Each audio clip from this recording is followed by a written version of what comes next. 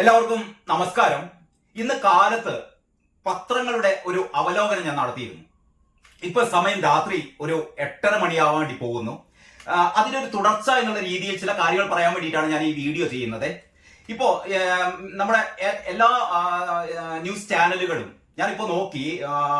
നമ്മുടെ ഏഷ്യാനെറ്റ്, മാതൃഭൂമി, മനോരമ, 24 ഈ 4 ചാനലുകളും ഇപ്പൊ ചർച്ച ചെയ്തുകൊണ്ടിരിക്കുന്നത് ഇന്നലെ ഉണ്ടായ ആ ഒരു വലിയ സംഭവം, ഒരു പക്ഷേ കേരളത്തിനാകെ നാണക്കേടുണ്ടാക്കിയ ഏറ്റവും വലിയൊരു ക്രിമിനൽ സംഭവം, അതിനെക്കുറിച്ചായിരുന്നു രാവിലെ ഞാൻ ആ വീഡിയോ ചെയ്തത്. അതായത് കൂത്താട്ടുകുളത്ത് ഒരു CPM കൗൺസിലറെ നടു റോഡിൽ വെച്ചിട്ട് പോലീസുകാരുടെ സാന്നിധ്യത്തിൽ CPM ഗുണ്ടകൾ, CPM കൗൺസിലർമാർ അവരെ തട്ടിക്കൊണ്ടുപോകുന്നതിന് മുമ്പ് അവരുടെ സാരി വലിച്ച് കീറുന്നു, സാരി വലിച്ചഴിക്കുന്നു, അവരെ ചവിട്ടിക്കൂട്ടുന്നു, കഴുത്ത് പിടിച്ച് വലിക്കുന്നു. എന്നിട്ട് നഗരസഭ അധ്യക്ഷയുടെ കാറിലേക്ക് വലിച്ചഴിക്കുന്നു. കാറിന്റെ ഡോറിന്റെ ഉള്ളിൽ അവരുടെ കാല് കുടുങ്ങുന്നു. നിന്റെ കാല് വെട്ടി മാറ്റുമടിയെന്ന് ആക്രോശിക്കുന്ന ഒരു DYFI-കാരൻ. ഇങ്ങനെ ഒരുപക്ഷെ സമീപകാലത്തൊന്നും കേരളം കണ്ടിട്ടില്ലാത്ത തരത്തിലുള്ള ഏറ്റവും വലിയ ഒരു സ്ത്രീ പീഡനം നടക്കുന്നു കൂത്താട്ടുകുളത്ത്. ഇതിനെ സംബന്ധിച്ച് നമ്മുടെ പത്രങ്ങളൊക്കെ എങ്ങനെയാണ് ഇന്നത്തെ പത്രങ്ങൾ വാർത്ത കൊടുത്തത് എന്നുള്ളതിനെ കുറിച്ചായിരുന്നു രാവിലെ ഞാൻ ആ വീഡിയോ ചെയ്തത്. ആ വീഡിയോ ചെയ്ത് കഴിഞ്ഞപ്പോൾ ഞാൻ വളരെ കൃത്യമായി പറഞ്ഞിരുന്നു മലയാള മനോരമ എങ്ങനെയാണ് ആ വാർത്ത കൊടുത്തത്. ഞാൻ വേണം ഒരിക്കലും ഒറ്റ പ്രാവശ്യം കൂടി ജസ്റ്റ് ഒന്ന് കാണിക്കാം. ആ വാർത്ത എന്റെ മുന്നിൽ ആദ്യമുള്ള പത്രം മാധ്യമമാണ്. ആ വാർത്ത മാധ്യമം പത്രത്തിന്റെ സെക്കൻഡ് മെയിൻ എന്നുള്ള സ്റ്റോറിയിൽ തന്നെ മാധ്യമം പത്രം ഏറ്റവും പ്രധാനമായിട്ട് കൂത്താട്ടുകുളം നഗരസഭ അവിശ്വാസം, പാർട്ടി കൗൺസിലറെ CPM തട്ടിക്കൊണ്ടുപോയി എന്നുള്ളത് 2 പടങ്ങൾ സഹിതം, ഏറ്റവും തട്ടിക്കൊണ്ടുപോകുന്ന പടങ്ങൾ സഹിതം ഈ 1-ാം പേജില് ഏറ്റവും പ്രധാനം, ഞാൻ നേരത്തെ പറഞ്ഞിരുന്നു മാധ്യമത്തിന്റെ അജണ്ട എന്നുള്ള രീതിയിൽ ഗാസയിലെ ആ വാർത്തയാണ്, വെടിനിർത്തൽ വാർത്തയാണ് മുകളിൽ കൊടുത്തത്. അതിന് താഴെ ഇന്നലത്തെ ഏറ്റവും പ്രധാനപ്പെട്ട വാർത്ത എന്നുള്ള രീതിയിൽ തന്നെ മാധ്യമം പത്രം. കാരണം മാധ്യമം പത്രം ഞാൻ കഴിഞ്ഞ വീഡിയോയിൽ പറഞ്ഞ പോലെ തന്നെ വാർത്തകൾ അവർക്ക് അവരുടേതായ ഒരു അജണ്ട ഉണ്ടെങ്കിൽ തന്നെയും വാർത്തകളുടെ സമഗ്രമായ വാർത്തകൾ അവതരിപ്പിക്കുന്ന കേരളത്തിലെ ഒരു പ്രമുഖ പത്രം തന്നെയാണ് മാധ്യമം. അങ്ങനെ മാധ്യമത്തിലെ സെക്കൻഡ് മെയിൻ ആയി കൊടുത്ത ആ സ്റ്റോറി. പിന്നീട് നമ്മൾ കണ്ടത് എന്താ പറയാ, മനോരമ. യെസ്, മനോരമയില് ആ പേജില് 3-ാമത്തെ സ്റ്റോറി ആയിട്ട് സഞ്ജുവിന്റെ സ്റ്റോറിയും ഈ മരുന്ന് കിട്ടാനില്ല എന്ന് പറയുന്ന സ്റ്റോറിയും കഴിഞ്ഞതിന് ശേഷം ഏറ്റവും പ്രധാനമായി 1-ാം പുറത്ത് CPM വനിതാ കൗൺസിലറെ പാർട്ടിക്കാർ തട്ടിക്കൊണ്ടുപോയി എന്ന് പറഞ്ഞിട്ട് ആ ഒരു വീഡിയോ ചിത്രം സഹിതം അവരുടെ സാരി വലിച്ചു കീറി എന്നെ കാറിലേക്ക് വലിച്ചെറിഞ്ഞു എന്നൊക്കെയുള്ള അവരുടെ പ്രതികരണം ഉൾപ്പെടെയാണ് മനോരമ കൊടുത്തത്. അത് കഴിഞ്ഞിട്ട് ഞാൻ മാതൃഭൂമിയെ കുറ്റം പറഞ്ഞിരുന്നു. മാതൃഭൂമി ഈ ആരോപണം എന്നുള്ള രീതിയിൽ ഒരു CPM സഖാക്കളെ പേടിച്ചത് പിണറായി പേടിയിൽ മാതൃഭൂമി ഈ വാർത്ത ഉള്ളിലെ പേജിൽ കൊടുത്തു എന്നുള്ള രീതിയിലായിരുന്നു ഞാൻ പറഞ്ഞത്. ശരി തന്നെയാണ്, ഇങ്ങനെയായിരുന്നു വാർത്ത കൊടുത്തത്. എങ്കിലും വാർത്ത അതിൻ്റെതായ സമഗ്രതയിൽ കൊടുത്തിരുന്നു. പക്ഷെ അവിടെയും ഇവിടെയൊന്നും തൊടാതെ ഒരു ആരോപണം എന്നുള്ള രീതിയിലൊക്കെ ആയിരുന്നു മാതൃഭൂമി ആ വാർത്ത കൊടുത്തത്. അപ്പൊ മാതൃഭൂമി ഇങ്ങനെയാണ് ആ വാർത്ത കൊടുത്തത്. മാതൃഭൂമിയുടെ ഉള്ളിലെ പേജില് കൂത്താട്ടുകുളത്ത് നാടകീയ രംഗങ്ങൾ, സ്വന്തം കൗൺസിലറെ CPM തട്ടിക്കൊണ്ടുപോയി എന്ന് പറഞ്ഞിട്ട് ടെക്ക് സഹിതം ആ പ്രതികരണ സഹിതമൊക്കെയാണ് മാതൃഭൂമിയും ആ വാർത്ത കൊടുത്തത്. ഇതിന്റെ കൂടെ ഞാൻ പറഞ്ഞിരുന്നു നമ്മുടെ ദേശാഭിമാനി പതിവ് പോലെ ദേശാഭിമാനി വാർത്ത തീരെ കൊടുത്തില്ല എന്നുള്ളതല്ല, അത് തട്ടിക്കൊണ്ടുപോയത് UDF-കാരാണ് എന്നുള്ളതാണ് ഇപ്പം ജില്ലാ സെക്രട്ടറി പറയുന്നത് കേട്ടോ. CPM-ന്റെ ജില്ലാ സെക്രട്ടറി ഏറ്റവും അവസാനം പറഞ്ഞത് തട്ടിക്കൊണ്ടുപോയത് CPM-കാരല്ല UDF-കാരാണ് തട്ടിക്കൊണ്ടുപോയത് എന്ന് പറയുന്ന അതിവിചിത്രമായ ഒരു വാദമാണ് ദേശാഭിമാനി നിരത്തിയത്. ദേശാഭിമാനി അതിൽ കൊടുത്തിരിക്കുന്നത് അതും ഞാൻ രാവിലത്തെ വീഡിയോയിൽ കാണിച്ചിരുന്നു. നമ്മൾ ആകെ ചിരി വന്നു പോകുന്ന തരത്തിലുള്ള ഒരു പ്രസ്താവന എന്ന് പറഞ്ഞാൽ, യെസ്, കൂത്താട്ടുകുളത്ത് UDF അവിശ്വാസ നീക്കം പൊളിഞ്ഞു, UDF ആക്രമണം നഗരസഭാ അധ്യക്ഷക്കും കൗൺസിലർമാർക്കും പരിക്ക് എന്ന് പറഞ്ഞാൽ നേരെ എതിരായിട്ട് UDF-കാർക്കായിരുന്നു ഈ പരിക്കേറ്റത് എന്ന് പറഞ്ഞിട്ട് ഈ കൗൺസിലറെ, അതായത് CPM കൗൺസിലറെ തട്ടിക്കൊണ്ടുപോയതിനെ കുറിച്ചുള്ള ഒരു സൂചനയുമില്ലാതെയാണ് ദേശാഭിമാനി ആ വാർത്ത നൽകിയത്. ഇനി ഞാൻ ഈ വീഡിയോ ചെയ്യാനുള്ള പ്രധാനപ്പെട്ട കാരണം എന്ന് പറയുന്നത് കേരള കൗമുദി. യെസ്, കേരള കൗമുദി പത്രം ഈ വാർത്ത കൊടുത്തില്ല എന്നായിരുന്നു ഞാൻ രാവിലെ പറഞ്ഞത്. രാവിലെ ഞാൻ പറഞ്ഞു ഞാൻ ഈ കേരള കൗമുദി 2 പ്രാവശ്യം വളരെ സൂക്ഷ്മമായി 2 പ്രാവശ്യം നോക്കി. ഇതിന്റെ 1-ാം പുറത്ത് വാർത്തയില്ല, മറ്റു പ്രധാനപ്പെട്ട പേജുകളൊക്കെ ഞാൻ നോക്കി, വാർത്ത കണ്ടില്ല. അപ്പം കേരള കൗമുദിക്ക് എന്താണ് ഇപ്പൊ താല്പര്യം ഈ വാർത്ത തമസ്കരിക്കാൻ? അപ്പം മാതൃഭൂമിയുടെ ഒരു കാര്യം ഞാൻ നേരത്തെ പറഞ്ഞു. മാതൃഭൂമി പലപ്പോഴും CPM ഒരു പക്ഷം പിടിച്ചുകൊണ്ടുള്ള വാർത്ത പലപ്പോഴും കൊടുക്കാറുണ്ട്. പക്ഷെ കേരള കൗമുദി അങ്ങനെ കൊടുക്കാറില്ല. പക്ഷെ കേരള കൗമുദി എന്തുകൊണ്ട് വാർത്ത മിസ്സായി എന്ന് ഞാൻ വളരെ കൃത്യമായി പറഞ്ഞിരുന്നു. കാരണം കേരള കൗമുദിയിൽ ഉത്തരവാദിത്ത ബോധമുള്ള പത്രലേഖകരെ പറ്റി അല്ല ഞാൻ പറയുന്നത്. പത്രം തയ്യാറാക്കുന്ന ഡെസ്കിലുള്ള ആൾക്കാർ, പ്രത്യേകിച്ചും ഈ പത്രം കോഴിക്കോട് എഡീഷനാണ്. കോഴിക്കോട് എഡിഷനിലെ ഈ പത്രത്തിൽ ഈ വാർത്ത വന്നിട്ടില്ല. അപ്പൊ വരാത്തതിനുള്ള കാരണം എന്ന് പറഞ്ഞാൽ ഈ പത്രം തയ്യാറാക്കുന്നവരുടെ അശ്രദ്ധയാണ് എന്നാണ് ഞാൻ പറഞ്ഞത്.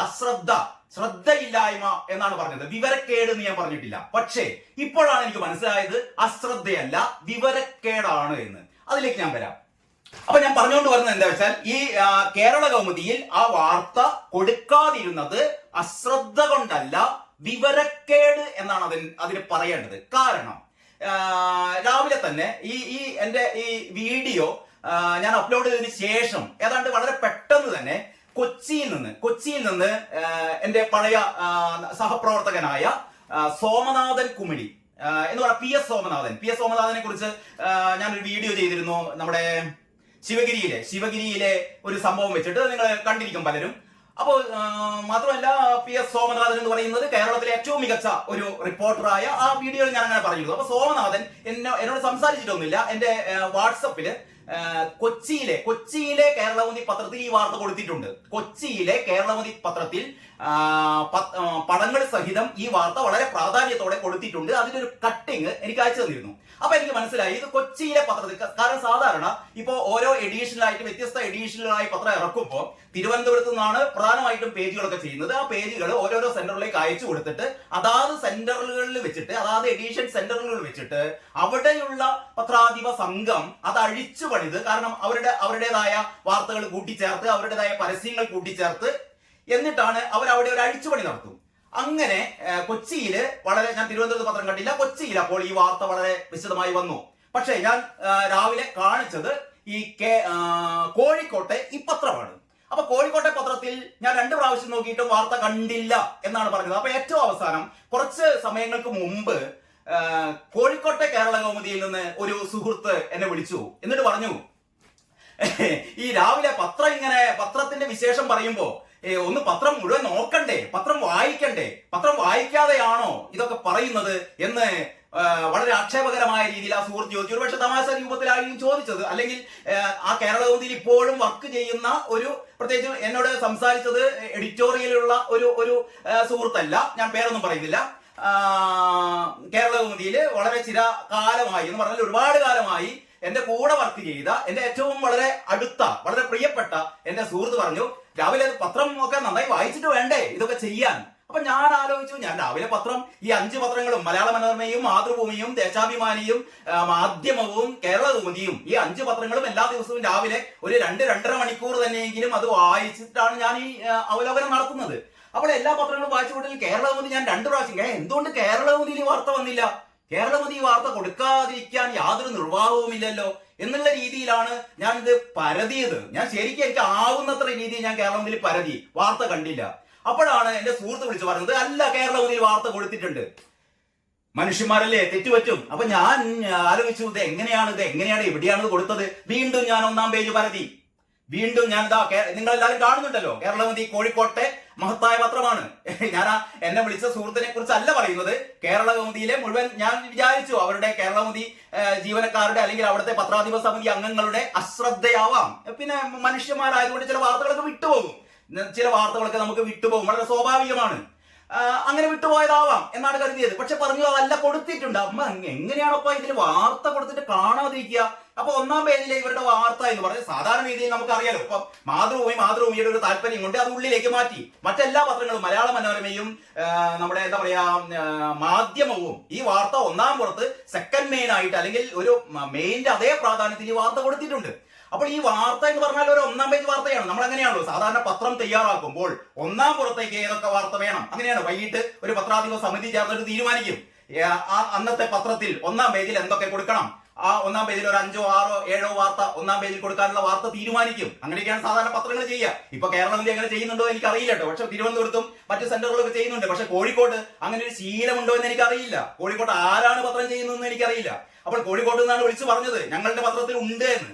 അപ്പോൾ അതുകൊണ്ടാണ് ഞാൻ ഇത്ര തിരക്കിട്ടിയ ഒരു വീഡിയോ ചെയ്യുന്നത്. ഞാൻ യഥാർത്ഥത്തിൽ ഈ ഇന്നത്തെ ഈ ഡിബേറ്റ് കാണാൻ വേണ്ടിയിട്ട്, അല്ലെങ്കിൽ ഈ വൈകുന്നേരത്തെ TV ചർച്ച കാണാൻ വേണ്ടി ഇരിക്കുകയായിരുന്നു. കാരണം ഏഷ്യാനെറ്റ് ഇതിനെക്കുറിച്ച് ചർച്ച ചെയ്യുന്നു എന്ന് പറഞ്ഞാൽ എന്താ പറയാ, തട്ടിക്കൊണ്ടുപോയ ഈ കൗൺസിലറെ കുറിച്ച് ഏഷ്യാനെറ്റ് ചർച്ച ചെയ്യുന്നു, മനോരമ ചർച്ച ചെയ്യുന്നു, മാതൃഭൂമി ചർച്ച ചെയ്യുന്നു, 24 ചർച്ച ചെയ്യുന്നു. ഞാൻ റിപ്പോർട്ടറിൽ നോക്കിയപ്പോൾ റിപ്പോർട്ടർ ഈ ബ്രൂവറിയെ കുറിച്ചാണ്, കഞ്ചിക്കോട്ട് തുടങ്ങാൻ പോകുന്ന ബ്രൂവറിയെ കുറിച്ചാണ് നമ്മുടെ റിപ്പോർട്ടറിലെ ഡിബേറ്റ്. ബാക്കിയുള്ള 4 പ്രധാനപ്പെട്ട ചാനലുകളിലും ഇന്നത്തെ ചർച്ച ഇത് തന്നെയാണ്. അപ്പോൾ ഏറ്റവും പ്രധാനമായി 1-ാം പേജിൽ കൊടുക്കേണ്ട വാർത്തയാണ്. അപ്പോൾ കേരള കൗമുദി ഈ വാർത്ത മിസ്സായിട്ടില്ല, അവർ കൊടുത്തിട്ടുണ്ട് എന്നാണ് പറയുന്നത്. അപ്പോൾ ഈ വാർത്ത 1-ാം പേജിൽ അതിനേക്കാൾ പ്രധാനപ്പെട്ട വാർത്ത ആവണമല്ലോ. ഈ 1-ാം പേജിൽ ആ വാർത്ത കൊടുക്കാതിരുന്നെങ്കിൽ അതിനർത്ഥം അതിനേക്കാൾ പ്രധാനപ്പെട്ട വാർത്തകളാണ് 1-ാം പേജിൽ കൊടുത്തത് എന്നാണ്.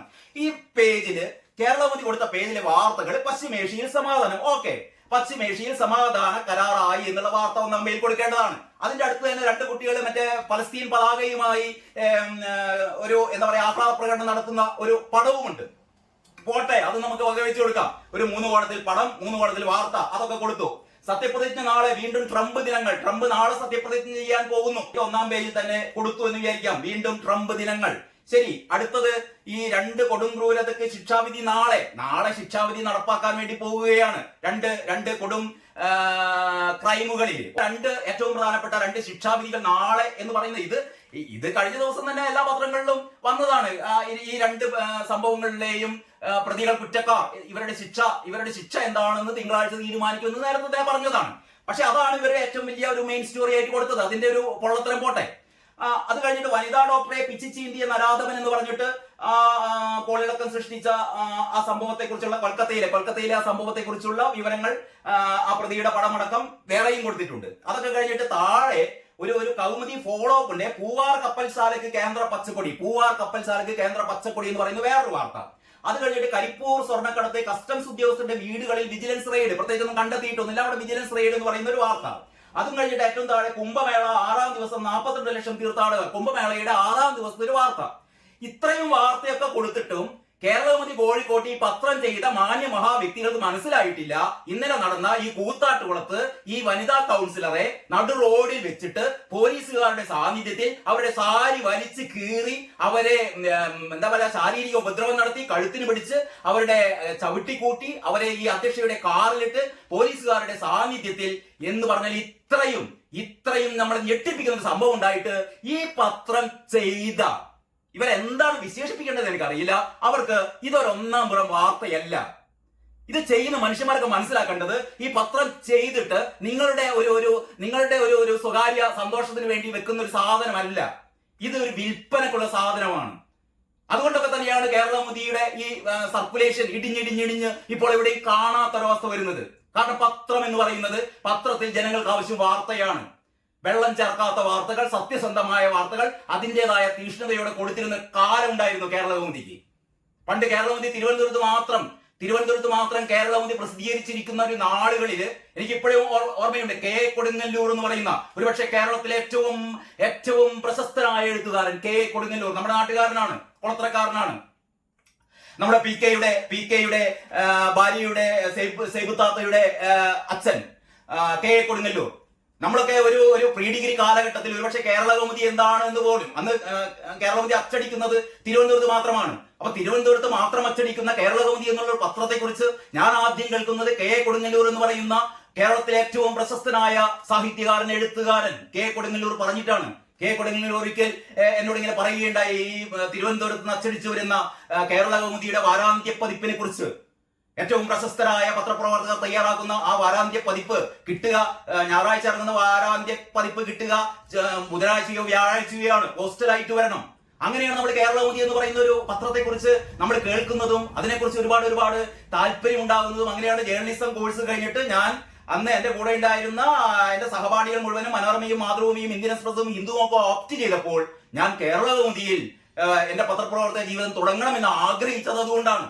ആ കാലത്തൊക്കെ കേരള കൗമുദിയുടെ പത്രാധിപന്മാർ എന്ന് പറഞ്ഞാൽ നമ്മളൊക്കെ എന്താ പറയാ, എല്ലാ കാലത്തും നമ്മൾ ഓർമ്മിക്കുന്ന നമ്മുടെയൊക്കെ ഗുരുതുല്യന്മാരെന്ന് പറയുന്നത്, ഗുരുക്കന്മാരെന്ന് പറയുന്നത് AP വിശ്വനാഥൻ എന്ന് പറയുന്ന എക്സിക്യൂട്ടീവ് എഡിറ്റർ, നമുക്ക് ഒരിക്കലും മറക്കാൻ പറ്റില്ല.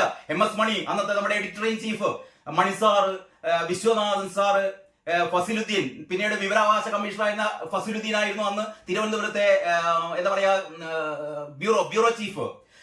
ജി വിവേകാനന്ദൻ, ഏറ്റവും പ്രശസ്തനായ സാഹിത്യകാരനായ നിരവധി നോവലുകൾ എഴുതിയ മലയാളത്തിന്റെ പ്രിയ സാഹിത്യകാരൻ ജി വിവേകാനന്ദൻ, NRS ബാബു സാറും പിന്നെ ജയചന്ദ്രൻ സാറും, കഴിഞ്ഞ ഏതാനും ദിവസങ്ങൾക്ക് മുമ്പ് നമ്മൾ വിട്ടുപിരിഞ്ഞ S ജയചന്ദ്രൻ നായരും NRS ബാബു, പിറവന്തൂർ സാറ്, ഇങ്ങനെ പേരെടുത്ത് പറഞ്ഞു കഴിഞ്ഞാൽ ഏറ്റവും പ്രഗത്ഭരായ പത്രാധിപ സമിതി അംഗങ്ങളായിരുന്നു വി ശശിധരൻ സാറ്. അങ്ങനെ പറഞ്ഞു തുടങ്ങിയാൽ തീരില്ല, അത്രയും പ്രഗത്ഭരായ ആൾക്കാരാണ് ഉണ്ടായിരുന്നത്. പക്ഷെ ഇപ്പോ അവരെല്ലാം പോയി അവസാനം പത്രപ്രവർത്തനം എന്താണ് എന്ന് അതിന്റെ ABCD അറിയാത്ത, കയ്യിൽ കിട്ടുന്ന തിരുവനന്തപുരത്ത് കിട്ടുന്ന വാർത്തകൾ എന്തെങ്കിലുമൊക്കെ കുത്തി നിറച്ച് ഒരു പത്രം തയ്യാറാക്കുക. അതുകൊണ്ടൊക്കെ തന്നെയാണ് കേരളമതി എന്ന് പറയുന്ന കേരളത്തിലെ ഏറ്റവും പ്രഗത്ഭമായ പത്രം, ഏറ്റവും പ്രശസ്തമായ പത്രം, പത്രാധിപർ സുകുമാരൻ എന്നൊക്കെ കേൾക്കുമ്പോൾ ഇപ്പോഴും നമ്മുടെ ഒരു എന്താ പറയാ, നമ്മുടെ സിരകളിൽ ഒരു ആവേശം നുരഞ്ഞു പതയും. അപ്പോൾ അങ്ങനെയുള്ളൊരു പത്രത്തിന്റെ ഗതികേടാണ് ഞാൻ ഇന്ന് ഈ വൈകിയ വേളയിൽ രാത്രി തന്നെ ഈ ഒരു വീഡിയോ ചെയ്യാനുണ്ടായ കാരണം. എന്നെ വിളിച്ചു പറഞ്ഞ സുഹൃത്ത് പറയുന്നു ആ വാർത്ത പത്രത്തിലുണ്ട്, അതാണ് ഞാൻ നിങ്ങൾക്ക് 1-ാം പേജ് കാണിച്ചത്. ഈ 1-ാം പേജിൽ ഇല്ല, ഇനി പോട്ടെ, 1-ാം പേജിൽ ഈ വാർത്ത കൊടുത്തിട്ടില്ല, കാരണം അത്രേ വിവരമുള്ളൂ എന്ന് വിചാരിക്കുക. ഇനി ഇതിന്റെ ഉള്ളിലേക്ക് പോയാൽ ഈ 2-ാം പേജ് എന്ന് പറയുന്നത്, കേരളമതിയുടെ 2-ാം പേജ് എന്ന് പറയുന്നത് ലോക്കൽ പേജ് ആണ് കേട്ടോ. ഏറ്റവും മേലെ തന്നെ നാട്ടുകാര്യം, ഇത് ലോക്കൽ പേജ് ആണ്. ഞാൻ സാധാരണ ലോക്കൽ പേജ് വാർത്തകൾ സാധാരണ അവലോകനം ചെയ്യാറില്ല.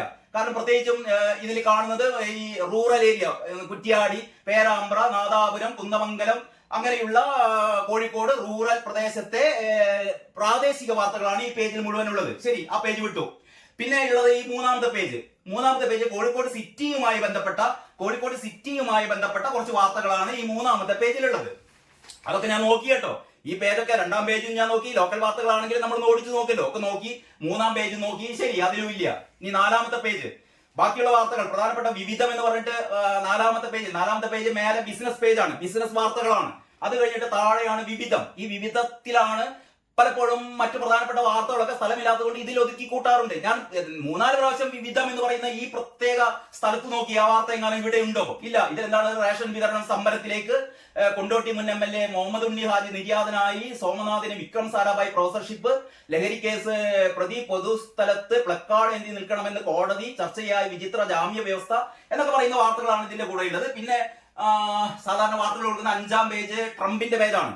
മാസ് എൻട്രി എന്നൊക്കെ പറഞ്ഞിട്ട് ട്രംപിനെ കുറിച്ചുള്ള വാർത്തകൾ. താഴെ കെജ്രിവാളിന്റെ കാറിന് നേരെ കല്ലേറ്, ചർക്ക മുതൽ കൈപ്പത്തി വരെ കടന്നു വന്ന വഴി ഓർമ്മപ്പെടുത്തി കോൺഗ്രസ് പ്രസ്ഥാനം തുടങ്ങിയ വാർത്തകളാണ് ഈ 5-ാം പേജിലുള്ളത്. ശരി, വീണ്ടും നമ്മൾ പേജ് മറിക്കുന്നു. 6-ാം പേജിൽ എഡിറ്റോറിയൽ പേജാണ്. എഡിറ്റോറിയൽ പേജ് ഏതായാലും ഇനി ഇത് നോക്കണത് ഈ വിവരമില്ലാത്ത മനുഷ്യന്മാർ ചിലപ്പോൾ എഡിറ്റോറിയൽ പേജിൽ കൊണ്ടുപോയി വാർത്തകളൊക്കെ ഈ എഡിറ്റോറിയലിന്റെ സ്ഥാനത്ത് ചിലപ്പോൾ ഈ വാർത്തയൊക്കെ കൊടുത്തോളും. കാരണം അങ്ങനെ തലക്ക് വെളിവില്ലാത്ത ആൾക്കാരാണ് ഇതിന്റെ ഉള്ളിൽ ഇരിക്കുന്നതാണ് നമുക്ക് മനസ്സിലാവുന്നത്. കാരണം ഇത് നോക്കിയാട്ടെ, ഈ എഡിറ്റോറിയൽ വ്യവഹാര ഫീസും ഉയരുമോ എന്നുള്ളതാണ്. അപ്പൊ ഏതായാലും എഡിറ്റോറിയൽ ഉള്ളിലൊന്നും ഇല്ല കേട്ടോ. ജീവൻ എടുക്കുന്ന തൊഴിൽ തട്ടിപ്പ് അതിലും ഇല്ല. അപ്പൊ എഡിറ്റോറിയൽ അവർ അതേപടി തന്നെ കൊടുത്തിട്ടുണ്ട്. പിന്നീട് ഇതിലെ 2 പ്രധാനപ്പെട്ട ലേഖനങ്ങളാണ് നമ്മുടെ പ്രഭാവർമ്മ എഴുതിയ TK ദിവാകരൻ ഓർമ്മയായിട്ട് 49 വർഷം 7-ാം ബഡ്ജറ്റും ആ മനോഹര തീരവും. 2 ലേഖനങ്ങളുടെ ഉള്ളിലൊന്നും കുടുങ്ങിപ്പോയിട്ടില്ല എന്ന് വിചാരിക്കുന്നു. പിന്നീട് നമ്മുടെ അടുത്ത പേജ് 7-ാം പേജ്. പിന്നെ ഏറ്റവും പ്രധാനപ്പെട്ട 1-ാം പേജ് കഴിഞ്ഞാൽ 5-ാം പേജും 7-ാം പേജും ഒക്കെയാണ് വാർത്തകളുടെ ഏറ്റവും പ്രധാനപ്പെട്ട വാർത്തകളുടെ പേജ് എന്ന് പറയുന്നത്. 7-ാം പേജില് കൗമുദി സ്പെഷ്യൽ ഉണ്ട്. വൻകിടക്കാരുടെ നിരക്കുയർത്തും, വരുമാനം കൂട്ടാൻ വാട്ടർ അതോറിറ്റി, വിൽപത്ര കേസ് പാളി, മന്ത്രിക്ക് ആശ്വാസം, ഒപ്പിട്ടത് ബാലകൃഷ്ണപിള്ള തന്നെ. നമ്മുടെ ഗണേശന്റെ സ്റ്റോറി, നബീസ പദം ചുരുളഴിഞ്ഞത് ആത്മഹത്യാ കുറിപ്പിലൂടെ, സ്ത്രീ പുരുഷന്മാർ ഒന്നിച്ച് വ്യായാമം ചെയ്യരുത്, കാന്തപുരം, പ്രതിയെ കുടുക്കിയ 5 നിർണായക മുറിവുകൾ, RG-കാർ മാനഭംഗക്കൊല, പിന്നെ പാറശാല ഷാരോൺ വധം, ശിക്ഷ ഘടിപ്പിക്കാൻ പ്രോസിക്യൂഷൻ. 1-ാം പേജ് കൊടുത്ത ആ മെയിൻ സ്റ്റോറിയുടെ മറ്റു ഉപ സ്റ്റോറികളാണ് ഈ പേജ് മുഴുവൻ. ഇതിലും ഞാൻ പലവട്ടം നോക്കി, ഇതിലും വാർത്ത കണ്ടില്ല. ഇനി മറിക്കാം. ചരമ പേജാണ്. ചരമപ്പേജില് വാർത്ത കാണില്ലല്ലോ. കാരണം ഈ നമ്മുടെ പറഞ്ഞ വാർത്ത കൊലപാതകവുമായിട്ടോ അല്ലെങ്കിൽ ഈ മരണവുമായിട്ടോ ഒന്നും ബന്ധപ്പെട്ട വാർത്തയില്ല. അപ്പൊ ഈ പേജില് കുറെ ആൾക്കാരുടെ ചരമ വാർത്തകൾ മാത്രമാണ് ഉള്ളത്. അത് കഴിഞ്ഞിട്ട് അടുത്ത പേജ് എന്ന് പറയുന്നത് നമ്മുടെ 7-ാം പേജ്. 7-ാം പേജ് ക്ലാസിഫൈഡ് പേജാണ്. മെട്രിമോണിയൽ വിവാഹ പരസ്യങ്ങളുള്ള പേജാണ്.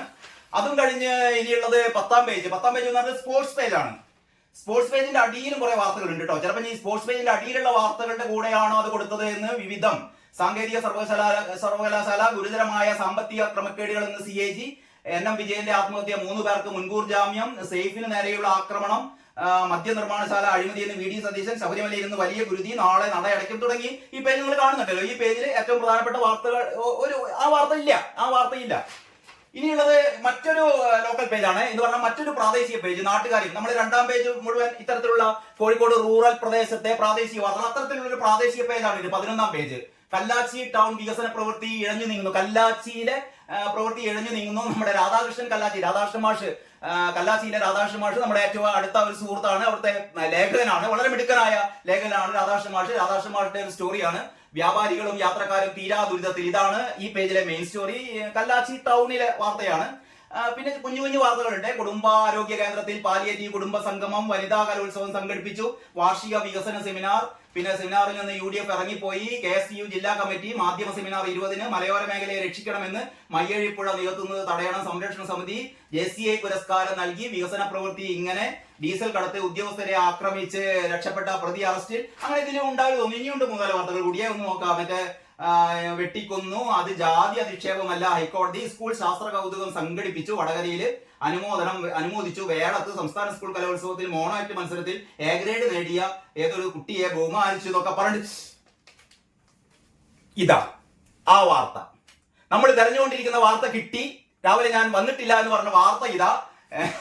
നമ്മുടെ ഈ പത്രത്തിന്റെ ഏത് പേജിലാണ്? 11ാം പേജിൽ കോഴിക്കോട് പ്രാദേശിക പേജിൽ, കോഴിക്കോട് റൂറൽ പേജിൽ, കോഴിക്കോട്ട് സിറ്റിക്ക് പുറത്തുള്ള റൂറൽ ഏരിയകളിലെ വാർത്ത കൊടുക്കുന്ന, പൊടിവാർത്തകൾ കൊടുക്കുന്ന, ആ പ്രദേശത്തിന് മാത്രം താല്പര്യമുള്ള കുഞ്ഞു കുഞ്ഞു വാർത്തകൾ കൊടുക്കുന്ന ഈ പേജിന്റെ ഏറ്റവും അവസാനം ഒരു തലക്കെട്ട് കണ്ടില്ലേ? ഇതാ ഏറ്റവും അവസാനം. ഞാനത് കാണിക്കാം. ഇതൊക്കെ കാണുമ്പോണ്ടല്ലോ, ഇതൊക്കെ തയ്യാറാക്കിയ ആളുണ്ടല്ലോ, കയ്യിൽ കിട്ടിയാല് ചില പ്രയോഗങ്ങളുണ്ട്.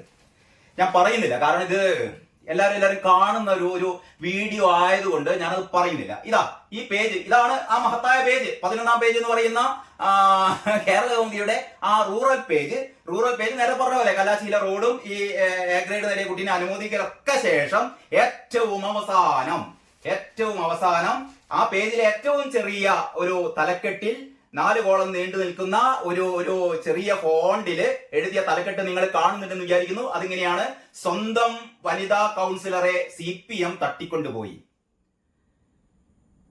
ഇപ്പൊ മനസ്സിലായില്ലേ കാര്യങ്ങള്? ഇത് ഞാൻ കണ്ടില്ല. രാവിലെ ഞാൻ നോക്കിയപ്പോ ഇങ്ങനെ കണ്ടില്ല. കാരണം കാണില്ല. ഈ പേജ് ഈ ലോക്കൽ വാർത്തകൾ കൊടുക്കുന്ന, ലോക്കൽ വാർത്തകൾ, കോഴിക്കോട്ടെ പ്രാദേശിക വാർത്തകൾ കൊടുക്കുന്ന, സിറ്റി വാർത്തകൾ കൂടിയല്ലേ, റൂറൽ പ്രദേശത്തെ വാർത്തകൾ കൊടുക്കുന്ന പേജില് ഇമാതിരി നുറുങ്ങ് വാർത്തകൾ കൊടുക്കുന്ന 11ാം പേജിന്റെ ഏറ്റവും അവസാനം ഏറ്റവും കുഞ്ഞൊരു തലക്കെട്ടില് ഏറ്റവും അടിയിൽ കൊടുത്തിരിക്കുന്നു: സ്വന്തം വനിതാ കൗൺസിലറെ CPM തട്ടിക്കൊണ്ടുപോയി. എനിക്ക് തോന്നുന്നു ദേശാഭിമാനി ഇതിനേക്കാൾ കുറച്ചും കൂടി നന്നായിട്ട് അവരുടെ വീക്ഷണത്തിൽ, അവരുടെ രീതിയിൽ ആ വാർത്ത മാറ്റി എന്നേ മാത്രമേ ഉള്ളൂ. കൗൺസിലറെ തട്ടിക്കൊണ്ടുപോയിട്ടില്ല, അത് UDFന്റെ ആരോപണമാണ് എന്നുള്ള രീതിയിൽ അവരൊരു കള്ളവാർത്ത കൊടുത്തെങ്കിലും അത് അതിൻ്റെതായ ഒരു മാന്യമായി കള്ളവാർത്ത ദേശാഭിമാനി കൊടുത്തു. പക്ഷെ ഇത് എന്ന് പറയുന്നത് അശ്രദ്ധയുടെ വിവരക്കേട്. ഇമാതിരി ആൾക്കാരെ, ഇത്തരം പേജ് ചെയ്യുന്ന ആൾക്കാരെ ആ കോഴിക്കോട് എഡീഷനിൽ ആരാണോ അത് നിയന്ത്രിക്കുന്നത്, അങ്ങനെ നിയന്ത്രിക്കുന്ന ഒരാൾ അവിടെ ഉണ്ടെങ്കിൽ, അയാൾക്ക് തലക്ക് വെളിവുണ്ടെങ്കിൽ അയാൾ ചെയ്യേണ്ടത് ഈ പത്രം തയ്യാറാക്കിയ ഏത് സബ് എഡിറ്റർ ആണോ, അല്ലെങ്കിൽ ഞാൻ എന്റെ വായിൽ വരുന്നത് വേറെ തെറിയാണ് കേട്ടോ, അങ്ങനത്തെ മനുഷ്യനെ ഈ എന്താ പറയാ, എന്ത് ചെയ്യണമെന്ന് ഞാൻ പറയുന്നില്ല, കാരണം അത് കുറച്ച് കൂടിപ്പോകും. ഇതല്ല പത്രപ്രവർത്തനം. നിങ്ങൾക്ക് തോന്നുന്ന പോലെ വാർത്തകൾ ഒന്നാം പുറത്ത് കൊടുക്കേണ്ട ഒരു വാർത്ത, ശരി, ഒന്നാം പുറത്ത് സ്ഥലമില്ലെങ്കിൽ അടുത്ത ഏറ്റവും പ്രധാനപ്പെട്ട വാർത്ത കൊടുക്കുന്ന 5ാം പേജോ അല്ലെങ്കിൽ 7ാം പേജോ, ഏറ്റവും പ്രധാനപ്പെട്ട വാർത്ത കൊടുക്കുന്ന പേജ്, 1ാം പേജിൽ പോകാത്ത വാർത്ത 5ാം പേജിലോ 7ാം പേജിലോ ഒക്കെ നമുക്ക് കാണാം. അത് കഴിഞ്ഞിട്ട് ഈ നേരത്തെ പറഞ്ഞ പോലെ ബിസിനസ് പേജിന്റെ അടിയിൽ, സ്പോർട്സ് പേജിന്റെ അടിയിലൊക്കെ ഏറ്റവും പ്രധാനപ്പെട്ട വാർത്തകളുണ്ട്. അവിടെ ഒന്നും കൊടുക്കാതെ ഒരു മനുഷ്യനും ഇത് കാണരുത് എന്ന് വിചാരിച്ചിട്ട് ദേശാഭിമാനി പോലും ചെയ്യാത്ത രീതിയിലുള്ള ശുദ്ധ വിവരക്കേട്, അസംബന്ധം, തോന്നിവാസം. വാർത്ത വായിച്ചു കഴിഞ്ഞാൽ അതിനേക്കാളും രസമാണ്. വാർത്ത വായിച്ചു കഴിഞ്ഞാൽ ഇങ്ങനെയാണ് വാർത്ത: കൂറുമാറുമെന്ന സംശയത്താൽ സ്വന്തം വനിതാ കൗൺസിലറെ തട്ടിക്കൊണ്ടുപോയി CPM നാണം കെട്ടു. ശരി, ഇന്നലെ രാവിലെ കൂത്താട്ടുകുളം നഗരസഭയിലെ അവിശ്വാസ ചർച്ചയ്ക്ക് തൊട്ടു മുമ്പാണ് കൗൺസിലർ കലാരാജുവിനെ ചെയർപേഴ്സണെ ഔദ്യോഗിക കാറിൽ തട്ടിക്കൊണ്ടുപോയത് എന്നൊക്കെ പറഞ്ഞിട്ട് വൈകിട്ട് 4-ന് പാർട്ടി പ്രവർത്തകർ ഇവരെ കൂത്താട്ടുകുളം ഗവൺമെന്റ് ആശുപത്രിയിൽ പ്രവേശിച്ചു എന്നൊക്കെ പറഞ്ഞിട്ട് ഏറ്റവും പ്രധാനപ്പെട്ടത് പോലീസുകാരുടെ മുന്നിൽ വെച്ചിട്ട് ഇവരുടെ സാരി വലിച്ചഴിക്കുന്നു, ഇവരെ കഴുത്തിന് പിടിച്ച് വലിക്കുന്നു, ഇവരെ നിലത്തിട്ട് ചവിട്ടി കൂട്ടുന്നു, അധ്യക്ഷയുടെ കാറിൽ കയറ്റിയിട്ട് കാറിന്റെ ഡോർ വലിച്ചടയ്ക്കുന്നു, കാല് കുടുങ്ങിപ്പോകുന്നു. അപ്പോൾ ഡിഫിക്കാരൻ വിളിച്ചു പറയുന്നു, നിന്നെ അവിടെ കൊണ്ടുപോയിട്ട് കാല് വെട്ടിത്തരാൻ വേണ്ടി എന്ന് പറയുന്നു. അത്തരത്തിൽപ്പെട്ട ഏറ്റവും പ്രധാനപ്പെട്ട ഒരു വാർത്ത തയ്യാറാക്കുമ്പോൾ വാർത്തയുടെ ബാലപാഠമാണത്. ഇതൊക്കെ ഇവരെ എന്ന് ഏത് കാലത്ത് ആരാണ് പഠിപ്പിക്കാൻ പോകുന്നത്? എന്നിട്ട് ഇതൊക്കെ ഏറ്റവും അവസാനം പറഞ്ഞോട്ടെ. ഏറ്റവും അവസാനം പോലീസ് എന്താണ് നാളുകളായി CPM-മായി ഇടഞ്ഞു നിൽക്കുന്ന കലയെ എത്തിക്കാൻ UDF-ഉം തടയാൻ CPM-ഉം സകല സന്നാഹങ്ങളും ഒരുക്കി. UDF വനിതാ കൗൺസിലർമാർക്കൊപ്പം രാവിലെ 9:30 ഏറ്റവും അവസാനം പറയുന്നത് ഈ രാവിലെ 9:30 സഭയ്ക്ക് മുന്നിലെത്തിയപ്പോഴാണ് ചെയർപേഴ്സന്റെ കാറിലേക്ക് CPM നേതാക്കളും പ്രവർത്തകരും ചേർന്ന് കലയെ വലിച്ചിഴച്ച് കയറ്റിയത്. ഏറ്റവും അവസാനം സാധാരണ ഒരു വാർത്ത തയ്യാറാക്കുന്നതിന്റെ ഒരു പ്രാഥമികമായ നടപടിയാണ് നമ്മൾ സാധാരണ ഇൻവെർട്ടഡ് പിരമിഡ് സ്റ്റൈൽ എന്നൊക്കെയാ പറയാ. ഒരു വാർത്ത തയ്യാറാക്കുമ്പോൾ ഏറ്റവും പ്രധാനപ്പെട്ട കാര്യങ്ങൾ ആദ്യം, അത് കഴിഞ്ഞിട്ട് അതിനേക്കാൾ പ്രാധാന്യം കുറഞ്ഞത് ഒരു പിരമിഡ് തല കുത്തനെ വെച്ചാൽ എങ്ങനെയായിരിക്കും, ആ രീതിയിലാണ് വാർത്തയുടെ കണ്ടന്റ് പ്രാധാന്യം. ഇതൊക്കെ ജേർണലിസ്റ്റിന്റെ ബാലപാഠമാണ്. അപ്പൊ ഒരു ജേർണലിസ്റ്റിന്റെ ബാലപാഠം പോലും പഠിക്കാത്ത, അറിയാത്ത മറ്റൊരു ഈ വാർത്ത എന്തോ കുറെ വാർത്തകൾ കിട്ടി, ആ വാർത്തകൾ ഇതാ ഇവിടെയാണ് വെച്ചു. ആ വാർത്തയിൽ എന്താണ് പറഞ്ഞത്, എന്തിനെ കുറിച്ചാണ് വാർത്ത? നിങ്ങൾ ആലോചിക്കണം. കേരളത്തിൽ ഒരു വനിതാ കൗൺസിലറെ പോലീസുകാരുടെ ഞാൻ വീണ്ടും ഇത് ആവർത്തിക്കുന്നില്ല, അതിന്റെ ഗൗരവം എല്ലാവർക്കും അറിയാം. അതുകൊണ്ടാണ് ഞാൻ നേരത്തെ പറഞ്ഞത് നമ്മുടെ ചാനലുകളെല്ലാം ഇതിനെക്കുറിച്ച് ഡിബേറ്റ് നടത്തിക്കൊണ്ടിരിക്കുകയാണ്. അപ്പോഴാണ് ഈ വിവരം കെട്ട പത്രം എന്ന് ഞാൻ ഒരിക്കലും പറയില്ല. ഞാൻ ജോലി ചെയ്തൊരു പത്രമായതുകൊണ്ട് ഈ പത്രത്തിൽ ഒരുപാട് നല്ല ജേർണലിസ്റ്റുകളുണ്ട്, ഏറ്റവും മികച്ച റിപ്പോർട്ടർമാരുണ്ട്, ഏറ്റവും മികച്ച ഇതിന്റെ സബ് എഡിറ്റർമാരുണ്ട്. ഞാൻ പലപ്പോഴും പറയാറുണ്ട്, SS സതീഷ് എന്നൊക്കെ പറയുന്ന അവിടുത്തെ അസോസിയേറ്റ് എഡിറ്റർ, ഇപ്പൊ ഏതാ പോസ്റ്റ് എനിക്കറിയില്ല, നമ്മൾ സാധാരണ CNE എന്നൊക്കെ വിളിക്കുന്ന ചീഫ് ന്യൂസ് എഡിറ്റർ എന്നൊക്കെ വിളിക്കുന്ന, പണ്ടൊക്കെ CNE എന്താ പറയാ സതീഷ് എഴുതിയ ഈ ഇൻഫോഗ്രാഫിക്സ് പാക്കേജിനൊക്കെ കുറിച്ചുള്ള അദ്ദേഹത്തിന്റെ ചില എന്താ പറയാ വിവരണങ്ങളൊക്കെ ഉണ്ട്, ചില ക്ലാസ് സ്റ്റഡി മെറ്റീരിയൽസ് ഉണ്ട്. ഞാനതൊക്കെ ഇപ്പോഴും വളരെ നമ്മളെ നെഞ്ചോട് ചേർത്ത് സൂക്ഷിച്ച പോലെ ഒരു പ്രത്യേക ഫോൾഡറിലൊക്കെ സൂക്ഷിച്ചിട്ടുണ്ട്. അതൊരു പാഠപുസ്തകമാണ് ജേർണലിസം പഠിക്കുന്ന വിദ്യാർത്ഥികൾക്ക്. അങ്ങനെയുള്ള മഹാരഥന്മാർ ഇപ്പോഴും അവിടെയുണ്ട്. മാത്രമല്ല എനിക്ക് കോഴിക്കോട് ഇപ്പം എനിക്ക് തോന്നുന്നു നമ്മുടെ എവിടുന്നാണ്, തൃശ്ശൂരിൽ നിന്നിട്ട് KN സുരേഷ് കുമാർ എന്ന് പറയുന്ന കേരളത്തിലെ അതിപ്രശസ്തനായ ഒരു റിപ്പോർട്ടർ മാത്രമല്ല, സ്പെഷ്യൽ കറസ്പോണ്ടന്റ് ആയിട്ട് ഇപ്പൊ കോഴിക്കോട്ട് എനിക്ക് തോന്നുന്നു ഏതാണ്ട് ഒരാഴ്ച 1-2 ആഴ്ച മുമ്പാണ് കോഴിക്കോട്ട് ചാർജ് എടുത്തത്. കേരളത്തിലെ പ്രശസ്തനായ ഒരു കവി കൂടിയാണ് അദ്ദേഹം. ദൈവദശകത്തെ കുറിച്ച് വ്യാഖ്യാനം ചമച്ച, ഒരുപക്ഷെ കേരളത്തിലെ ഒരു ജേർണലിസ്റ്റും ദൈവദശകം ഒക്കെ ചിലപ്പോൾ കാണാതെ പാടിയേക്കാം, അല്ലെങ്കിൽ ദൈവദശകത്തെ കുറിച്ച് എന്തെങ്കിലും പ്രഭാഷണങ്ങളൊക്കെ നടത്തിയേക്കാം ചിലരൊക്കെ. സജീവ് കൃഷ്ണനൊക്കെ ഉണ്ടായിരുന്നു കേരളത്തിൽ പണ്ട്. പക്ഷേ ദൈവദശകത്തിന്റെ വ്യാഖ്യാനം ചമച്ച കേരളത്തിലെ അതിപ്രശസ്തനായ KN സുരേഷ് കുമാർ പോലുള്ള എന്താ പറയാ സ്പെഷ്യൽ കറസ്പോണ്ടന്റുമാർ കോഴിക്കോട്ട് എത്തിച്ചേർന്നിട്ടുണ്ട് കഴിഞ്ഞ ദിവസം. അപ്പൊ കോഴിക്കോട്ട് അത്യാവശ്യം തലയിൽ വെളിച്ചമുള്ള ആൾക്കാരൊക്കെ ഉണ്ട്, അത്യാവശ്യമല്ല നല്ല രീതിയിൽ തന്നെ ബോധമുള്ള ആൾക്കാരുണ്ട്. അതിന്റെ ഇടയിൽ ഒരു ബോധവും വിവരമില്ലാത്ത ഇമ്മാതിരി നമ്മൾ ജേർണലിസ്റ്റുകളാണ് എന്ന് നമുക്കൊക്കെ നാണം തോന്നുന്ന, ഞാൻ കൂടുതൽ പറയില്ല, പറഞ്ഞു കഴിഞ്ഞാൽ ഇത് വഷളാവും. കാരണം ഇങ്ങനെ ഒരു വീഡിയോ ഞാൻ ചെയ്യാൻ കാരണം രാവിലെ ഞാൻ നടത്തിയ ഈ ഒരു എന്താ പറയാ പത്ര അവലോകനം അത് ശരിയല്ല. ഞങ്ങളുടെ പത്രത്തിൽ ഉണ്ടല്ലോ, പത്രം വായിക്കണ്ടേ? അപ്പൊ കേരളമതി നാളെ മുതൽ കേരളമതി വായിക്കുന്ന ആൾക്കാർ, എത്ര ആൾക്കാർ വായിക്കുന്നതിന് എനിക്കറിയില്ല, ഞാൻ ഇതിന്റെ സർക്കുലേഷൻ കണക്കുകളൊന്നും പറയുന്നില്ല, അത് മോശമാണ്. കേരളമതി വായിക്കുന്ന ആൾക്കാർ നാളെ മുതൽ ഏറ്റവും പ്രധാനപ്പെട്ട സ്റ്റോറികളൊക്കെ വായിക്കണമെങ്കിൽ കേരളമതിയുടെ ലോക്കൽ പേജില് ഈ 11-ാം പേജില് ഏറ്റവും അടിയിലും അവിടെയും ഇവിടെയൊക്കെ പരതണം. അതായത് 1-ാം പേജിൽ പ്രധാനപ്പെട്ട വാർത്തകൾ എന്ന് നിങ്ങൾ ഒരിക്കലും കരുതരുത്. കാരണം ഇങ്ങനെയാണ്, ഇതിന്റെ ഒരു ഉദാഹരണമാണിത്. ഞങ്ങൾക്ക് തെറ്റിപ്പോയി, ഇവിടെ വാർത്ത കൊടുക്കേണ്ടി വന്നതിൽ ഖേദിക്കുന്നു എന്നല്ല പറയുന്നത്. ഞങ്ങൾ വാർത്ത കൊടുത്തിട്ടുണ്ടല്ലോ, നിങ്ങളുടെ കണ്ണെവിടെ പോയി എന്നൊക്കെയാണ് ചോദിക്കുന്നത്. കണ്ണ് മുഖത്ത് തന്നെയുണ്ട്, കണ്ണിന്റെ പ്രശ്നമല്ല ഇത്. പണ്ട് ഞാൻ ഒരു കാര്യം പറഞ്ഞിരുന്നു. നമ്മുടെ നാട്ടില് പണിക്ക് വന്ന ഒരാള് ഈ തൈക്കുണ്ടിൽ വീണ ആൾക്കാർ കുട്ടികൾ കൈകൊട്ടിച്ചിരിച്ചപ്പോൾ ആള് പറഞ്ഞു, ഞാൻ തൈക്കുണ്ടിൽ വീണിട്ടില്ലല്ലോ, കാല് രണ്ടും പുറത്താണല്ലോ എന്ന് പറഞ്ഞ പണ്ടൊരാളുണ്ടായിരുന്നു.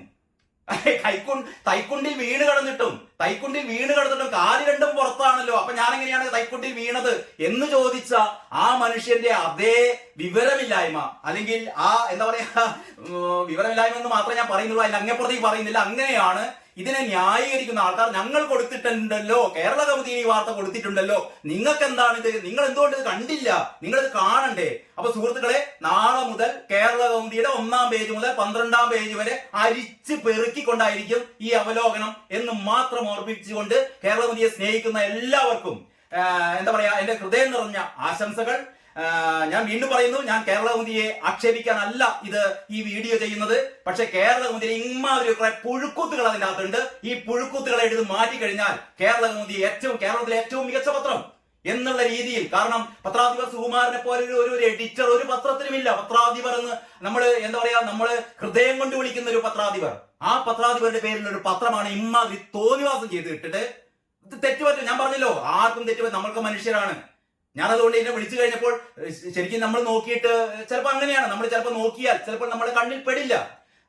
അങ്ങനെ വല്ല തെറ്റു പറ്റിയോ എന്ന് വിചാരിച്ചു. അപ്പോഴാണ് ഈ കാണുന്നത് ഇവിടെ 11-ാം പേജിന്റെ താഴെ കോണകം പോലെ താഴെ ഇത്തരത്തിലൊരു സാധനം കൊടുത്തിട്ട് ഞങ്ങൾ കൊടുത്തിട്ടുണ്ടല്ലോ എന്ന് പറയുന്ന, നമ്മുടെ തൈക്കുണ്ടിൽ വീണിട്ടും കാല് രണ്ടും പുറത്താണല്ലോ എന്ന് പറയുന്ന ആ ഒരു അപഹാസ്യതയുണ്ടല്ലോ. നമോവകം എന്നല്ലാതെ എനിക്കൊന്നും പറയാനില്ല. അപ്പോൾ നാളെ മുതൽ കേരള കൗമുദിയുടെ പേജുകൾ ഇഴകീറിക്കൊണ്ട് ഇവർ ചെയ്തിരിക്കുന്ന തോന്നിവാസങ്ങൾ, ഇവർ ചെയ്തുകൊണ്ടിരിക്കുന്ന വിവരക്കേടുകൾ എന്തൊക്കെയാണ് എന്ന് നമുക്ക് വളരെ കൃത്യമായിട്ട് തന്നെ അവലോകനം ചെയ്യാം. ഞാൻ സാധാരണ രീതിയിൽ നമ്മൾ ജോലി ചെയ്തൊരു പത്രമല്ലേ, എന്തിനു വെറുതെ ഇതിനെക്കുറിച്ച് ഇങ്ങനെ പറഞ്ഞ് നമ്മൾ വെറുതെ വിഷമിപ്പിക്കുന്നു? കാരണം പലരും നമ്മുടെ സുഹൃത്തുക്കളാണ്. അപ്പൊ സുഹൃത്തുക്കളെ കുറിച്ച് എന്തിനിങ്ങനെ വേദനിപ്പിക്കുന്നു എന്നുള്ള രീതിയിൽ പലപ്പോഴും നമ്മൾ കാണാതെ വിടുകയാണ് ചെയ്യുക. ഇനി അതല്ല, കണ്ണ് രണ്ടും തുറന്നുകൊണ്ട് തന്നെ ഇമാതിരി തോന്നിവാസങ്ങൾ എവിടെയൊക്കെയാണ് എപ്പോഴൊക്കെയാണ് ചെയ്യുന്നത് എന്നുള്ള രീതിയിൽ നമുക്ക് ഡിസ്കസ് ചെയ്യാം. ആ രീതിയിൽ തന്നെ മുന്നോട്ട് പോകാം എന്ന് പറഞ്ഞുകൊണ്ട് എല്ലാവർക്കും ഒരിക്കൽ കൂടി എല്ലാവിധ ആശംസകളും അറിയിച്ചുകൊണ്ട് ഞാൻ നിർത്തട്ടെ. നന്ദി, നമസ്കാരം.